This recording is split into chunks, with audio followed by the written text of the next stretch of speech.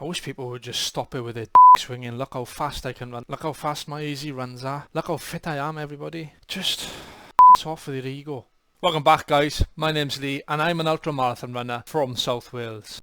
Now, despite solely focusing on ultramarathons, I have run 3 marathons in the past. The first one, Rotterdam Marathon, where I run it to qualify for the Comrades Marathon in 2009. I really had no clue about running and set out like Kipchoge in the first 10 miles. To qualify for the Comrades, I had to complete the marathon in under 4 hours. I went out way too hard and ultimately had to walk the last 5k, just scraped in 3 hours 55 minutes.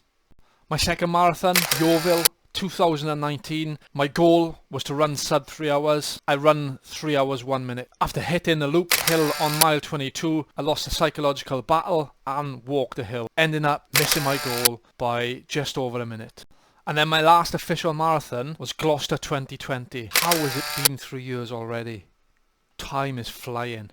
Anyway, I nailed my sub 3 hour plan and I run 2:57.25. Now, I've made a few videos in the past about running sub 3 hour marathons, but in this video I'm going to discuss with you the top 3 reasons how I run a sub 3 hour marathon. It's quite simple really. It can be summarised into 3 things: consistency, easy running, and breaking the unwritten rules. If you want to know the unwritten rules to marathon running, stay tuned to the end, because I'm breaking the silence and the stigma. Point number 1, consistency. Now, I know you're probably sick of hearing it time and time again on YouTube. Consistency, consistency, consistency. However, it really is the secret sauce in making you a better runner. And as chatgpt would say, trying to be a better runner without consistency is like trying to be a superhero without first being bitten by a radioactive spider. As you can see here from my runs in my 16-week block, consistency is the biggest thing. No matter if it was rain, I was tired, I didn't want to go, I got out and I got it done. No matter the circumstance, if you stay consistent, I guarantee you will become a better, faster, stronger runner. Point number 2, easy run. If you follow me on my Insta, leerunsultras, you will know I preach easy running. See, the problem with people who go out for an easy run is they forget to leave their ego at the door. And when they go out, they label their easy run on Strava as easy run, just chilling, and their heart rates in the 170s, 180s. Yeah, I look for that kind of thing. If your heart rate is in the 170s or 180s and you think you're running easy, give your head a check. Easy running is the pillar of cardiovascular fitness. It's the pillar of building a base. It's the pillar of building mitochondria. If you don't really know what easy running is, go down in the description. I've made an ebook. It'll take you 10 minutes to read. The long and short of it is, you know, yeah, I'm talking to you.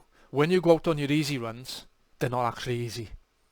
By running your easy runs too hard, you're doing a number of things. First off, you're not letting your body recover from the hard sessions. When your body does a hard session, it takes time to recover. This is what easy runs are for. Having said that, if you're not running your easy runs easy enough, your body's not well rested enough that you can get the best out of those hard sessions. Imagine now, we've got a session planned for the week and your fatigue level is here. You're meant to go out for an easy run which will bring your fatigue level down. However, your easy runs are too fast. That brings your fatigue level up. So when you come to your sessions, you're already more fatigued, which means the gap for progression is shortened. The key thing about my training was my easy runs were easy. I wish people would just stop it with their swinging. Look how fast I can run. Look how fast my easy runs are. Look how fit I am, everybody. Just piss off with your ego. And number 3, the unwritten rule of marathon training. Thou shalt run 20 miles. Guess what? Don't have to. Now, I'm not quite sure how it's come about. The 20-mile rule in training. You have to run 20 miles before you run a marathon. I'm not sure where it's come from, but we just lap it up everywhere you look. Beginner running, expert marathon running guide. Your longest training run has to be 20 miles and over. How do we break this?